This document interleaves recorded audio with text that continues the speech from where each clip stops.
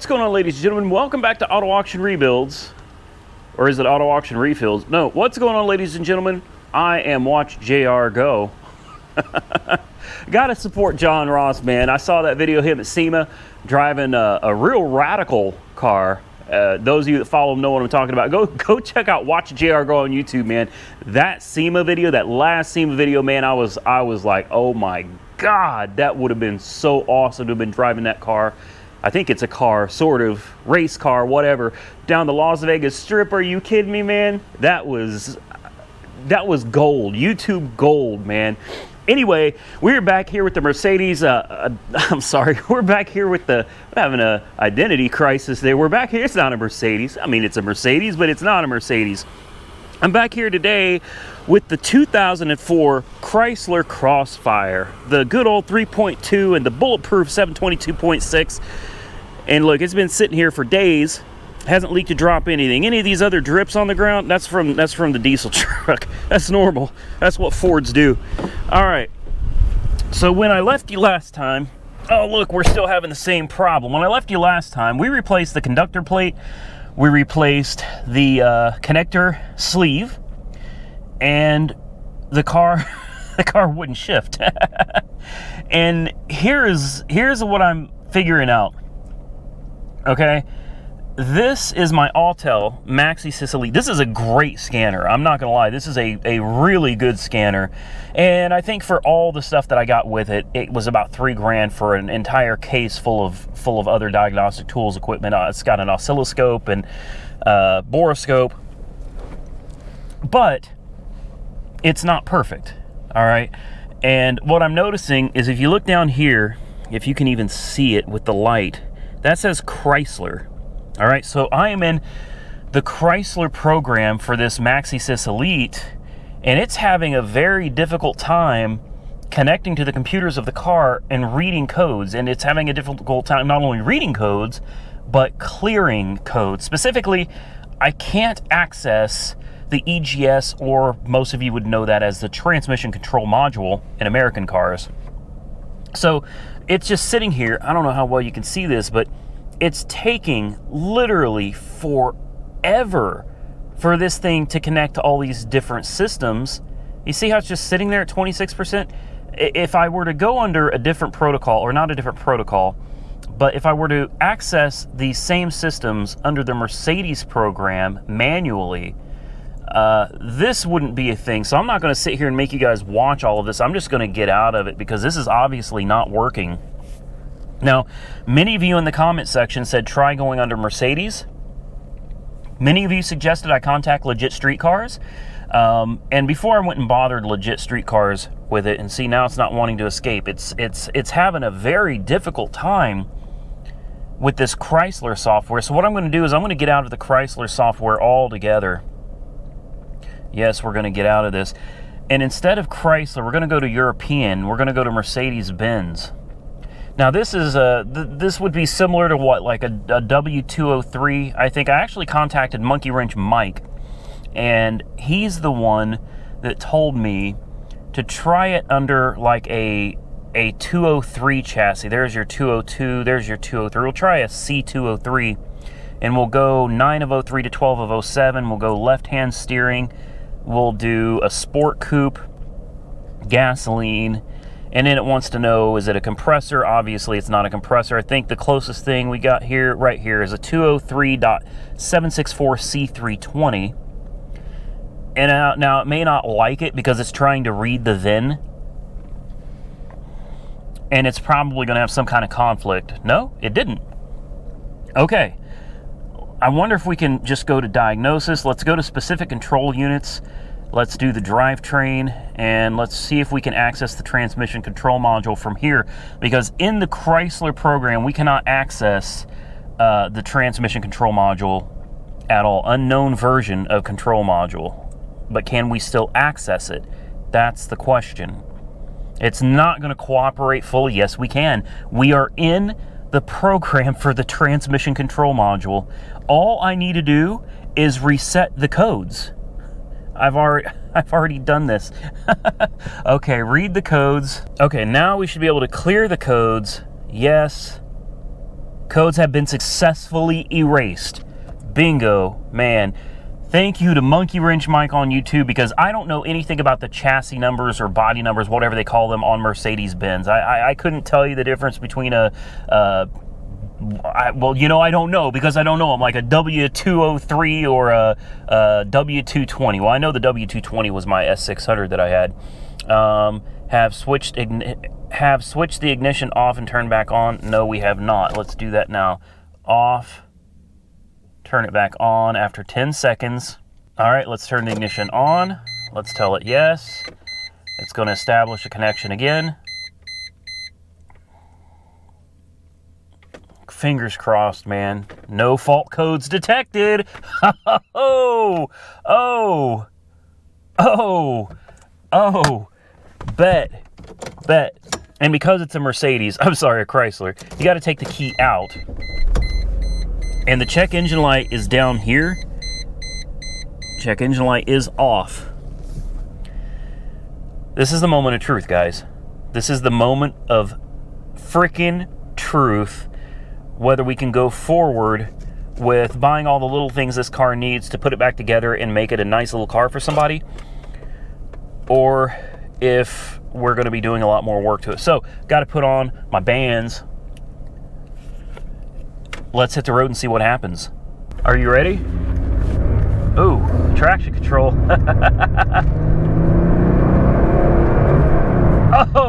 Oh, that's second gear. That's third gear. Oh, man. I did not want to go back into that transmission. I absolutely didn't. Okay, let's hit it. Oh, yeah. Woo!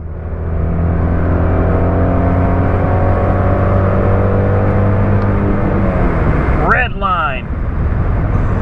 Oh, yeah. Woo! Oh, boys, I'm happy. You guys know what it's like when you fix something and then it's not fixed. And you're thinking to yourself, oh my, I'm going to have to go back in there and do this all over again. Oh, look, can you see in the rear view? That spoiler came up.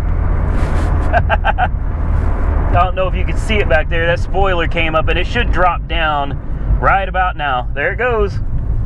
There it goes. So the automatic spoiler works. That's really cool. Oh, I'm happy. I am so happy right now.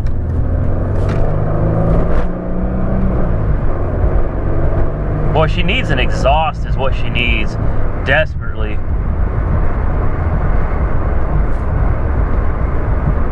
I think that spoiler comes up at like 60. I don't know, let's see if we can get that spoiler to come up again.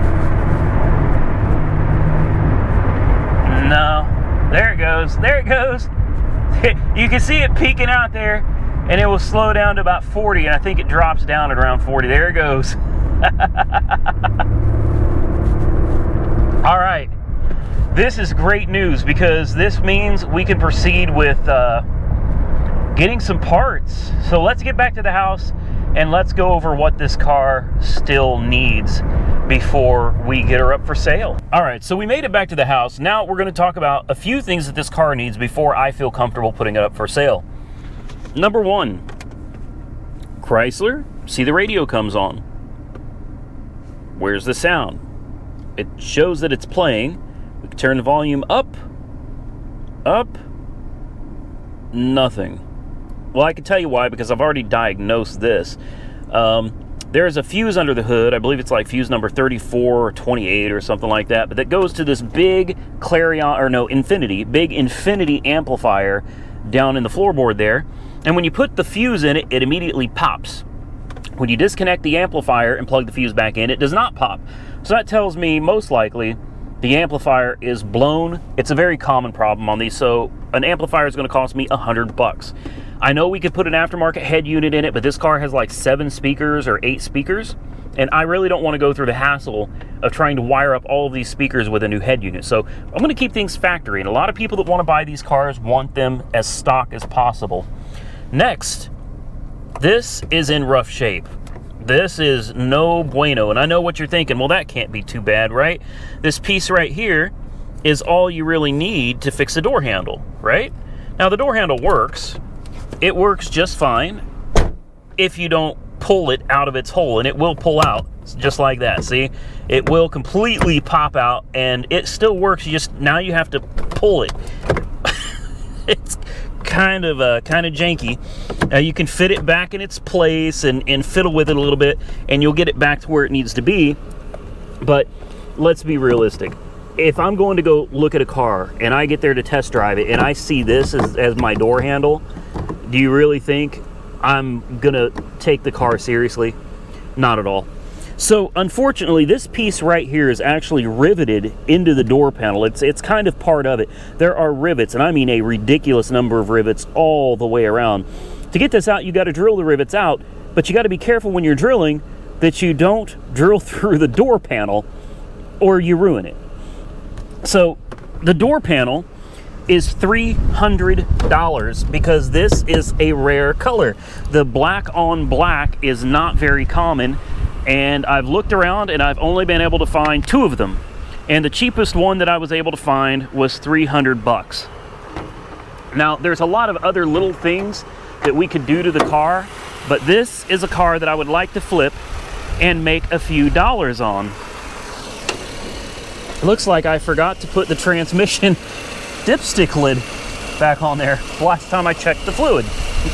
Not smart. Okay, so I put that back on there. Now, we were able to save the battery. The battery is still in good condition. It charges right up. The car starts every time, even when it's freezing cold out. So no worries there. On the Carfax report, I was able to find that very recently this car was sent to Pep Boys. Now, I'm not condoning or talking trash on Pep Boys at all, you know, either or. It doesn't make any difference to me. But it just got done being taken to Pep Boys, I guess, before the transmission had issues. The water pump is brand new. The upper hoses are brand new. The coolant is brand new. The thermostat is brand new. The radiator is brand new. And the cooling fan is brand new. So the cooling system was completely gone through service and taken care of on this car. So we've got a completely serviced cooling system. Pep Boys also flushed the brake fluid. So the brake fluid's been done.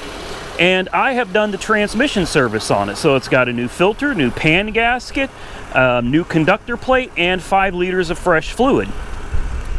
All of the tires are in relatively good shape. The body's in pretty good shape. It's got a few door dings down the side, but nothing serious.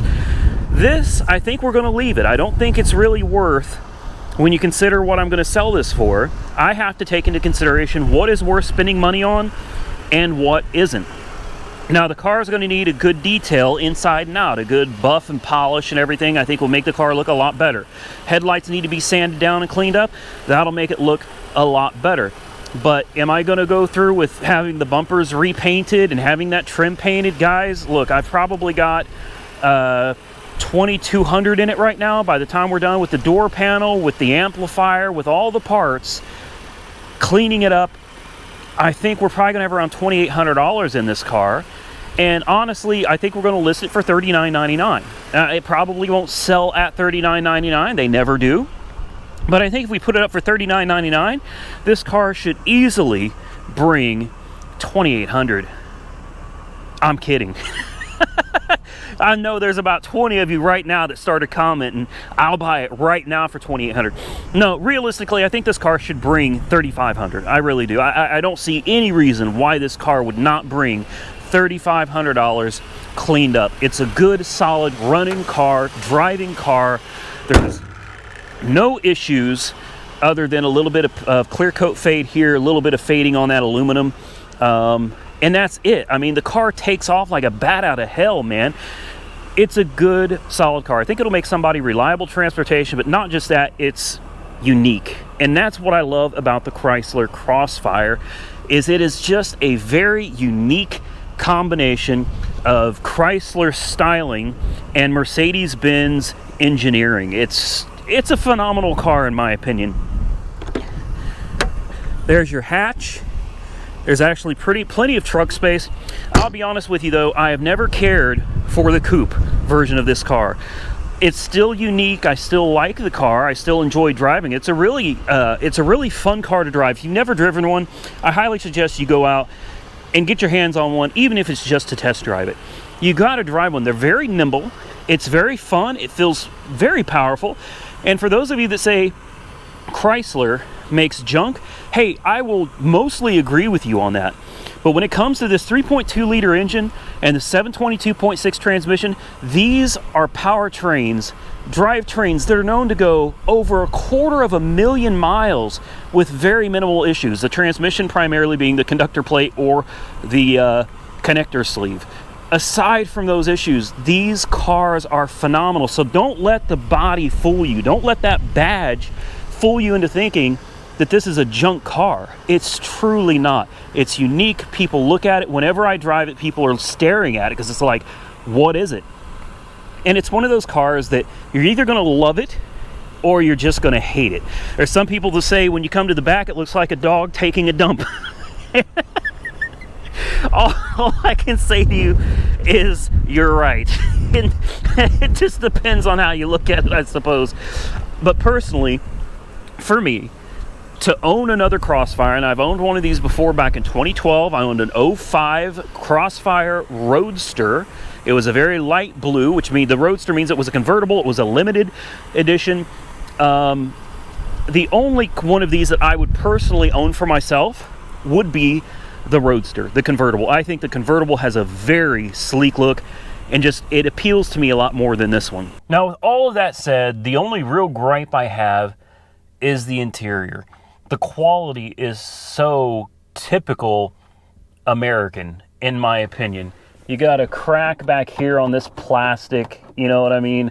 The door handle being broken off. It's just your typical American car plastic. But honestly, the car's got 162,000 miles on the odometer. And aside from the cup holder not working, no big deal. The cup holder was never functional to begin with. Whatever goes in this little compartment right here doesn't work. And honestly, I don't remember. Oh, it's a coin holder. Okay, so the coin holder doesn't work. So you just push that back in there. So aside from the coin holder, the cup holder, like I said, was not really functional to begin with in these cars. And the power mirror switch, and this piece on the door handle, and this crack right here, and this crack right here. Really, that's it. That's not horrible. Take a look at Dodge Ram dashboards of the 90s, okay? And you'll understand what I'm talking about. I will take care of the door panel. I'm going to get that fixed. I'll take care of the amplifier to fix the radio. Other than that, the car is almost ready to go. It's just a matter of cleaning it up, and we can send it down the road. $39.95, and I think we'll get a solid $3,500 out of this, and we will make a profit. I can't believe I just said that. I shouldn't say that we're going to make a profit, because now we won't make a profit. Hopefully, we'll make a profit. Now, for those of you that are looking out the window and you're seeing a C6 and you're sitting there going, wait a minute, Randy, we follow you on Instagram. Wait, you don't follow me on Instagram? Auto Auction Rebuilds on Instagram. Same thing with Facebook, Auto Auction Rebuilds. You can actually message me on Facebook through Auto Auction Rebuilds. Instagram, you can see what's going on in my life before you ever see it on YouTube. So if you got Instagram, Facebook, jump on there and add me, Auto Auction Rebuilds, to both, either or, whatever you decide to do. I know there's supposed to be a reveal, and it ain't here yet. That's okay, because we actually have a truck. What time is it? The truck driver said he'd be here. It is, it's 9:30. So the truck is actually supposed to be pulling up right now with a new reveal for the channel. You don't want to miss it. I don't know how you guys are going to feel about it. I really don't. I kind of took a risk, sight unseen. Sorry, I'm looking because he's supposed to be here like right now. I hope you like what I got, and I think it's probably going to shock several of you. We'll see. A couple of you figured it out because it was on Instagram, but it was hidden in a picture. And only one or two people, I think, actually caught it. So good on you for catching that and figuring out what the reveal is. But he's supposed to be here any minute, so that means I've got to go. I don't want to spoil it for one of the next videos. As far as the C7, stay tuned. That's turned out to be a lot more complicated. It shouldn't be complicated, but apparently it's complicated. We'll figure out the C7 soon, and if not, then I'll come back and explain exactly what happened. But for now, check out Watch JR Go, because the dude is awesome. I love watching his videos. He kind of reminds me of me, except he's a lot more talented, and he just in general knows a lot more about cars than I do. But, you know, I had a job. I was working for a company that I helped build, and then without telling me, they liquidated the company and went out of business. And I had no job. Like, I didn't even realize I didn't have a job until that's how they did me. They got a hold of me and said, by the way, we're pulling your $36,000 a year position. $36,000 a year doesn't sound like much, but I mean, that was my livelihood. You know, I had that, and I had YouTube. So YouTube was paying out decent, but my job was my main income. And when I lost my job, it left me sitting here realizing that YouTube was make it or break it, man. We either do this and we make it, or we don't. You know, it's sink or swim time. And he ended up in that same position. I got a lot of respect for people that are put into a position that's not ideal, but they make the best of a bad situation. And Watch JR Go. I've been watching JR Go for a while now, and dude is just taking off in that Audi. I would love. Hey, you want to trade? I'll trade you the Crossfire for the twin turbo R8 any day of the week, man. In fact, I'll trade you 2 of these for that R8 any day of the week. So go check out Watch JR Go. Don't forget to check out Monkey Wrench Mike, because he really did help me understand, well, not understand, but help me figure out what chassis number to use in this computer. And drop by one of his videos and just tell him thank you for helping Randy out. I would truly appreciate that.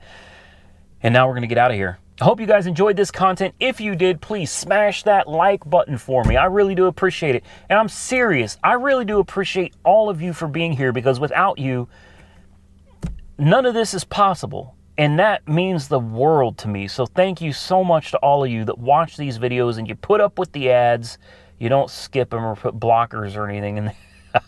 I really do appreciate you watching the content and supporting the channel. Thank you so much to all of you.